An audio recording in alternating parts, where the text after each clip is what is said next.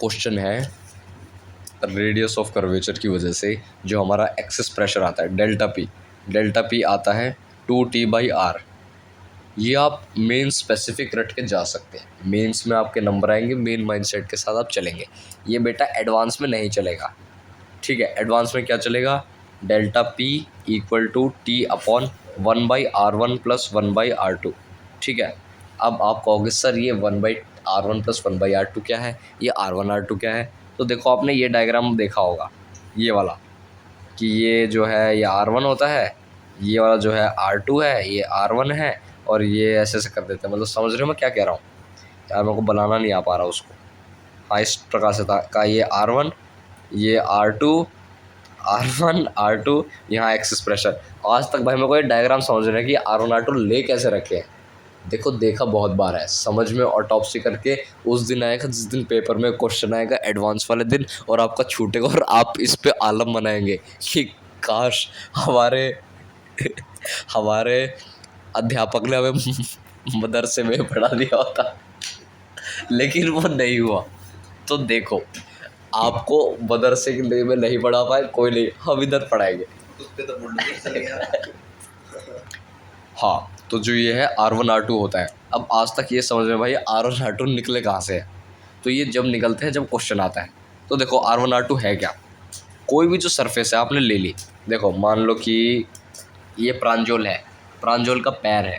देखो प्रांजोल का पैर जो है वो फ्लैट सरफेस नहीं है, बहुत छोटे एलिमेंट को मिलोगे तो रेडियस ऑफ कर्वेचर हमेशा होता ही होता है। तो प्रांजोल के पैर के अंदर आप लेंगे एक छोटा सा एलिमेंट, और छोटे से एलिमेंट के अंदर आप एक लाइन खींचेंगे, और आप देखेंगे तो छोटा सा एलिमेंट कुछ इस प्रकार बनेगा। ये देखो, ये लूजली स्पीकिंग कोन बना रहा हूँ मैं, कोन की कैप, लेकिन ये कोन नहीं है, ये एक गंदा गंदा रेडियस है।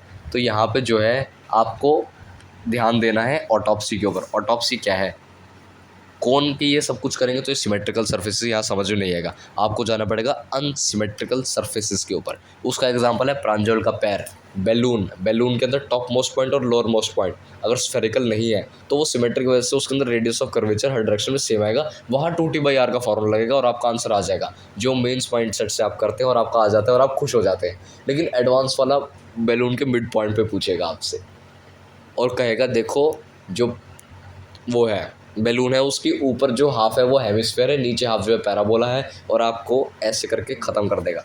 तो देखो इसका एग्जांपल है पैराबोला। पैराबोला था, घुमा दिया, पैराबोलाइड बना दिया। पूछ रहे हैं एच हाइट के ऊपर क्या होगा रेडियस ऑफ वो एच हाइट के ऊपर एक्सेस प्रेशर क्या होगा, ये पूछ ले आपसे। तो उसको आप कैसे करोगे, देखो उसको करने का ये तरीका है कि kx² = y आपको गिवन है, k की वैल्यू मान लो कुछ भी है, तो यहाँ से आप radius of curvature at H height आप निकाल सकते हैं बहुत आराम से। आपको भाई कैसे निकालें, तो आपने फॉर्मूला पढ़ा है 1 + y² की power whole 3/2 upon y double dash, ये आपने पढ़ा है, ये dy/dx वाला है। तो यहाँ पे y डबल डैश करेंगे, y डैश निकाल देंगे, y डबल डैश निकाल देंगे, सब कुछ कर देंगे। k की वैल्यू अच्छी दे रखी है, h की वैल्यू अच्छी दे रखी है, तो आपका ये एक फाइनाइट वैल्यू आ जाएगा ROC। तो भैया ROC क्या है, ये रेडियस ऑफ कर्वेचर है भाई। इस प्लेन के अंदर जो पैराबोला का पार्ट है ना, उसका ये वाला रेडियस ऑफ कर्वेचर है।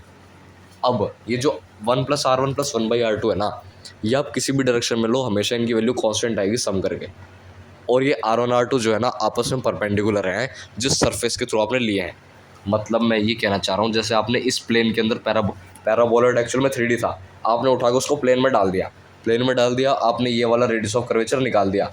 अब इसके बाद जो इसके परपेंडिकुलर प्लेन है वो होगा एक स्फेरिकल इस टाइप से, ये ऊपर की तरफ उठता हुआ ऐसे फिर अंदर की तरफ जाता है। तो जो स्फेरिकल है इसके अंदर जो अंदर की तरफ जा रहा है उसको देखने के लिए आप इसका टॉप मोस्ट पॉइंट देखेंगे पैराबोला का। ये यूँ कहो ये अभी पैराबोलॉइड यूँ है, इसको 90 डिग्री घुमा दो और प्लेन के अंदर घुसा दो, तो ऊपर से देखोगे आपको दिखेगा एक सर्कल है। सर्कल का रेडियस ऑफ कर्वेचर आपको बहुत आराम से निकालना आता है। Radius of curvature equal to radius, H height के ऊपर जाएंगे, एच हाइट आपको पता है, वाई पता है, एक्स निकाल दोगे और जो एक्स आएगा वहीं आपका रेडियस ऑफ सर्कल आएगा, और radius of circle equal to radius of curvature.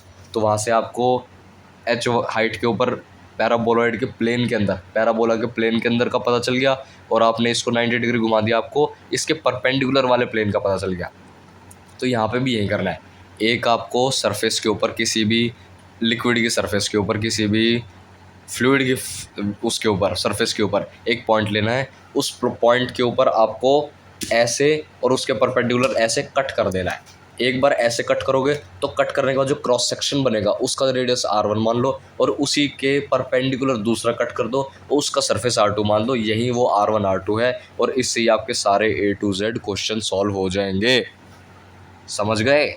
ये जो टी है ये एक सरफेस के लिए है। अगर यहाँ पे 100 बबल होगा तो 100 बबल के अंदर 2 सरफेस होते हैं, तो यहाँ पे हर जगह 2 2 आ जाएगा। और ये जो है मतलब याद बस ये रखो कि सरफेस टेंशन जो है एक पॉइंट लोगे, उस पॉइंट के अंदर सरफेस के अंदर एक तो परपेंडिकुलर किसी भी डायरेक्शन में हो सकता है, लेकिन आपको उसमें लेना है जिसके अंदर सबसे ईजी हो निकालना।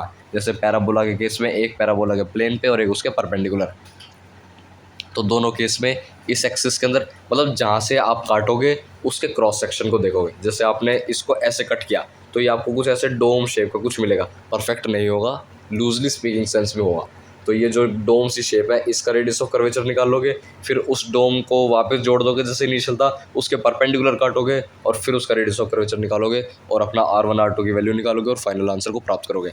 मान लो आपकी शिफ्ट में, या आपकी शिफ्ट नहीं आपके साल में JEE एडवांस के अंदर ये क्वेश्चन आ गया कि पैराबोला है, ठीक है, ऊपर से लटक रहा है, यहाँ पे आसपास एटमॉस्फेयर है, नीचे से वर्टेक्स से h हाइट के ऊपर यहाँ पे एक्सिस प्रेशर कितना होगा, या फिर यहाँ पे रेडियस ऑफ कर्वेचर कितना होगा, यह सब कुछ दे देगा। सरफेस टेंशन कितना होगा ये सब कुछ पूछ लेगा, और आप वहाँ पे कहेंगे आउट ऑफ सिलेबस आ चुका है, मुश्किल पूछता है एडवांस, मुश्किल के अंदर ये आता है। लेकिन जिस बच्चे ने ऑटोप्सी से सिर्फ एक छोटी सी बात याद रखी वो तुरंत करके आएगा और अच्छी रैंक लेके आएगा, तो वो आपको ही बनना है।